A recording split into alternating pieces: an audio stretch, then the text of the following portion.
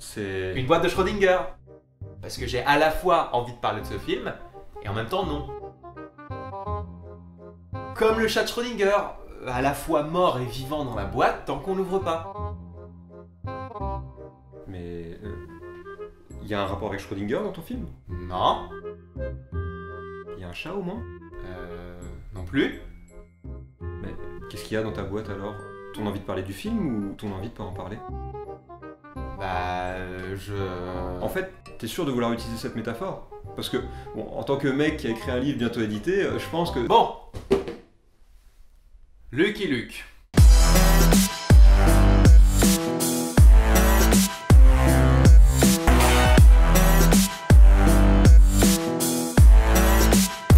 Lucky Luke, sorti en 2009, est un film franco-argentin réalisé par James Hutt, connu principalement pour Brise de Nice, et quelques comédies pas très marquantes. C'est bien évidemment une adaptation de la bande dessinée du même nom, la dernière en date à ce jour, qui met en scène le célèbre cow-boy qui tire plus vite que son ombre. C'est clairement une métaphore de la précocité, ça.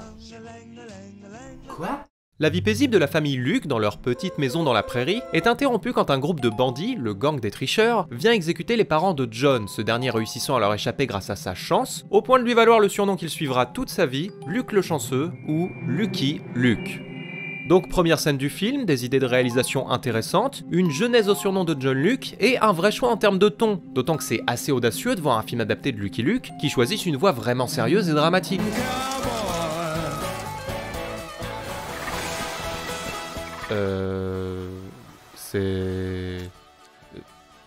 Ok, on va faire comme si on n'avait rien vu. Lucky Luke, désormais devenu le héros qu'on connaît, est chargé par le président des États-Unis de nettoyer Daisy Town, la ville d'origine de Luke, de tous les criminels qui s'en donnent à cœur joie là-bas pour permettre d'achever la construction d'une ligne de chemin de fer et assurer la réélection du président sortant. Lucky Luke qui est manifestement aussi apolitique que McFly et Carlito, hein. Ah lol, je dab. Arrivé sur place, Luke descend le comité d'accueil presque aussi vite que je descends les litres de vodka. Tu veux qu'on en parle? Non, ça ira. Et il rencontre Pat Poker, le leader des racailles locales, qui ne tarde pas à engager, attention les yeux, Billy the Kid, rien que ça, pour descendre Lucky Luke. Et trouvez-moi de la grenadine! La prochaine fois, je veux de la grenadine!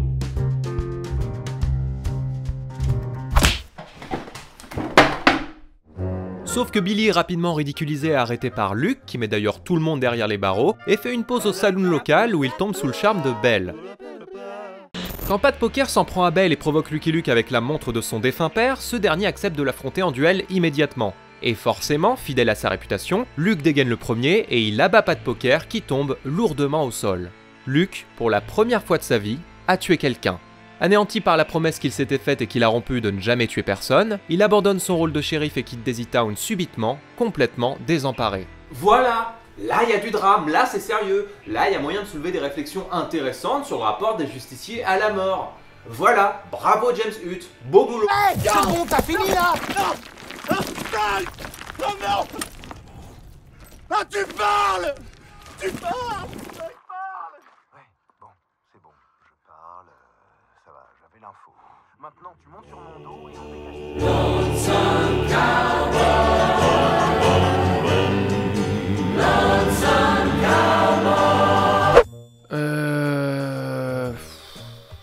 Ouais, donc Joey Jumper, qui est en fait un cheval qui parle avec la voix de Bruno Salomon. Hé les connards! Et bah, il ramène Luke à la raison en le convainquant de pas se suicider, toujours en parlant, parce que c'est un cheval qui parle. Du coup, bah, Luke il abandonne son colt et son statut de héros, et Billy the Kid, bah, il en profite pour se venger et le pendre aux yeux de tous. Ah pitié, faites qu'il aille au bout. Et merde. Lucky Luke est secouru par Calamity Jane et Jesse James, interprétés par Melville Poupeau, un homme que j'aime d'amour, qui ne sont pas de mèche et veulent le sauver pour des raisons différentes. D'un côté Calamity Jane parce qu'elle aimerait bien pêcher aux gens du saloon, et de l'autre Jesse James parce qu'il veut être celui qui tuera Lucky Luke quand il sera de nouveau au sommet de sa forme. Et Billy dans tout ça, qui n'a aucune personnalité, s'aligne sur leur objectif et se range donc du côté de ses sauveurs, assurant l'intérim en tant que shérif avec Jesse James le temps que Luke soit remis sur pied par Jane.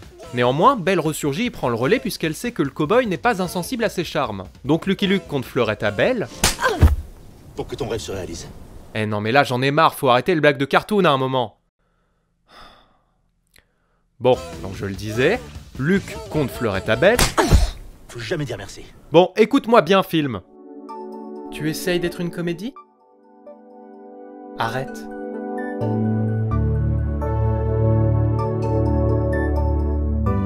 Luke et Belle vivent donc une idylle, même si John est clairement dans le tiers nul à chier des paysans, jusqu'au moment où Fil de Fer, ancien ennemi asthmatique de Lucky Luke, manque d'abattre Belle, motivant ce dernier à partir pour de bon avec elle, après des adieux à Cooper, parrain et ami de Luke, qui leur offre des billets pour quitter le continent. Mais en route pour la côte, Lucky Luke est attaqué par Jesse James, venu réclamer son duel. Ramasse ton colt ou je lui agrandis son trou de balle. Enfin, je veux dire le trou de balle qu'elle a dans l'épaule. Tu m'as compris. Le truc dans l'épaule, là, son trou de balle dans l'épaule. Je vais lui agrandir. Rest in peace, sweet angel. Puis Billy the Kid tente d'abattre Luke avec son propre colt, sans effet, lui permettant de comprendre qu'il a été manipulé. Belle, sous la contrainte, a remplacé ses munitions par des balles à blanc juste avant son affrontement avec Pat Poker, impliquant donc que ce dernier n'est pas mort. Quel twist. Lucky Luke remonte alors la trace de Pat Poker grâce à la magie du scénario et envoie sa localisation à tous ses potes sur Messenger, qui le rejoignent pour l'affrontement final dans ce qui semble être... je sais pas, une machine à sous géante. Alors ok, c'est très stylé, mais par contre en termes d'architecture, ça a aucun sens. Et puis je vois pas comment une construction aussi immense peut passer inaperçue, hein. C'était caché derrière un mirage. Habile. Les 4 mousquetaires se séparent pour couvrir plus de terrain, Lucky Luke fait de l'escalade et... Non mais vraiment, ça c'est drôle ça? Vraiment? Mais vraiment quoi? Ok, bah vous savez quoi, je vais rusher l'intrigue parce que j'en ai marre. Alors Luke arrête pas de poker, déniche le vrai méchant de l'histoire, Cooper, qui voulait devenir président à la place du président, mais Cooper est trahi par un flashback, arrêté par Luke, tout le monde fait la fête au village, le cow-boy solitaire coboie solitairement, et les bandits bandent, fin. Oui, bah, je vois pas pourquoi tu t'entêtes à me parler de ce film alors que visiblement tu le détestes. Hein. Le détester? Ah non, mais je crois qu'il y a un malentendu là. Ce film me frustre énormément. Parce que sa scène d'ouverture, donc sa toute première scène, nous vend du drame, un ton relativement grave, et des idées de réalisation intéressantes et réfléchies. Et tout ça c'est immédiatement balayé pour se diluer et disparaître derrière quelques blagues assez bien senties, mais aussi et surtout beaucoup de gags lourdingues et parfois vraiment trop cartoonesques. Alors je sais que c'est une adaptation de BD et je sais aussi qu'en France on a l'habitude d'en faire des comédies oubliables. Sauf Mission Cléopâtre, ceux qui disent du mal de Mission Cléopâtre, je vous fume vos races. Mais cette première scène prouve pourtant bien qu'une alternative est possible, d'autant que même si Lucky Luke est une bande dessinée avant tout comique, son concept est suffisamment connu et simple pour oser en faire quelque chose de différent. En l'occurrence ici, le tireur le plus rapide de l'Ouest au service d'une intrigue qui saurait garder son sérieux. Sauf que... je suis même pas sûr que ce soit ça le plus dommage en fait. Le film passe à côté de ce qui aurait pu être une réflexion intéressante sur la mort avec le traumatisme de Lucky Luke. Effectivement, parce qu'il a vu ses parents mourir sous ses yeux, le cow-boy refuse de tuer qui que ce soit. Et déjà c'est intéressant parce que ça renvoie au sort qu'a connu la BD, censurée quand elle montrait des exécutions explicites de Lucky Luke, et ensuite parce que ça nous renvoie, de manière plus large, au statut de héros et aux valeurs qui font d'un justicier du bien une figure exemplaire pour les enfants. Un héros peut-il tuer ? Un héros doit-il tuer? C'est ce qu'on aurait pu avoir en filigrane, mais à la place c'est survolé, et on a Michael Youn qui cabotine en jouant le rôle d'un adolescent qui fume un pétard. On a ce qu'on mérite quoi. Donc ce que je reproche au film, c'est de ne pas être ce qu'il aurait pu être, mais c'est aussi de nous avoir laissé croire qu'il aurait pu être autre chose. Alors voilà, Lucky Luke c'est pas fou, et c'est dommage. Oui, du coup t'aurais pu commencer par là quoi, T'aurais limite pu en faire un TikTok. Mais carrément!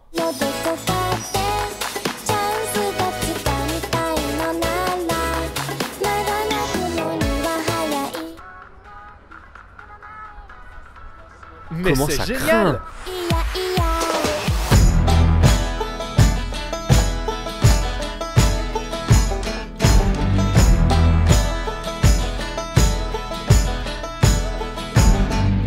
Si vous avez aimé cette vidéo, n'hésitez pas à la liker, la commenter et la partager sur tous vos réseaux sociaux. Vous pouvez également me soutenir sur Utip, ça mange pas de pain, seulement du blé, et ça me permettra de poster du contenu plus régulièrement. Allez, bisous sur le plexus!